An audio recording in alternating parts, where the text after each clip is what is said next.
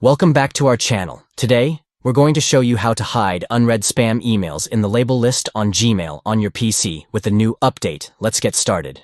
First, open up gmail.com on your web browser. Next, look up to the top bar and click on the gear icon located in the top right corner of the screen. A drop-down menu will appear. Click on See All Settings to access your Gmail settings. Once you're in the Settings menu, navigate to the Labels section by clicking on it.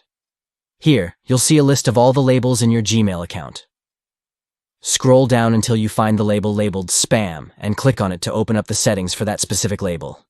Now, look for the option that says Hide and click on it. This will hide all unread spam emails from the label list on Gmail, making it easier for you to manage your emails and stay organized. And there you have it.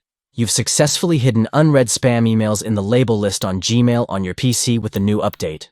Thanks for watching. And don't forget to like and subscribe for more helpful tips and tricks. Until next time, happy emailing.